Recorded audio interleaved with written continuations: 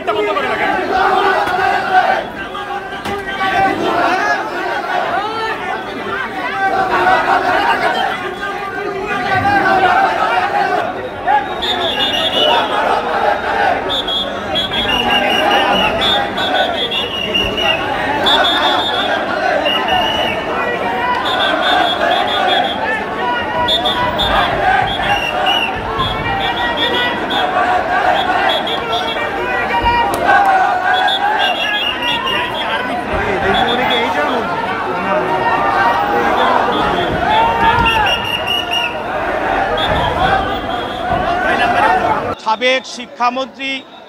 দীপু মনি এবং সাবেক এমপি আরিফ খান জয় দুইজনকে বিজ্ঞ আদালতে আজকে হাজির করা হয় এবং এই মামলায় হাজির করে তদন্তকারী কর্মকর্তা এই দুই আসামির বিরুদ্ধে 10 দিনের রিমান্ড প্রার্থনা করেন এবং এই 10 দিনের রিমান্ড প্রার্থনায় অবৈধ সরকারের শিক্ষামন্ত্রী দীপু মনি এবং সাবেক সংসদ সদস্য সাবেক সংসদ সদস্য জয় তাকে আজকে বিজ্ঞ আদালতে হাজির করা হয় এবং মোহাম্মদপুর থানা মামলায় আবু সাইদ হত্যা মামলায় তাকে এই আদালতে আজকে হাজির করা হয় এবং তদন্তকারী কর্মকর্তা এই মামলা তদন্ত করেন এবং এই মামলার আসামি 1 নম্বর আসামি শেখ হাসিনা,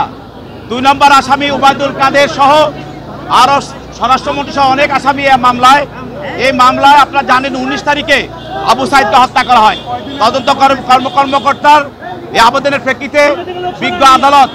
মামলার গুণাগুণ তদন্তকারী পিটিশনের গুণাগুণ বিশ্লেষণ করে এবং মামলার গুণাগুণ বিশ্লেষণ করে 1 নম্বর আসামি দীপু মনিকে 4 দিনের রিমান্ড মঞ্জুর করেন এবং আরিফুল ইসলাম জয়কে 5 দিনের রিমান্ড মঞ্জুর করেন এবং আসামি পক্ষে একজন আইনজীবী উপস্থিত ছিলেন, অ্যাডভোকেট আতাউর রহমান আসামি পক্ষে আইনজীবী। তিনি এই মামলার আসামিদের পক্ষে রিমান্ড বাতিল পূর্বক জামিনের প্রার্থনা করেন। বিজ্ঞ আদালত দুই পক্ষের শুনানির পর এই আসামিদেরকে রিমান্ড মঞ্জুর করেন এবং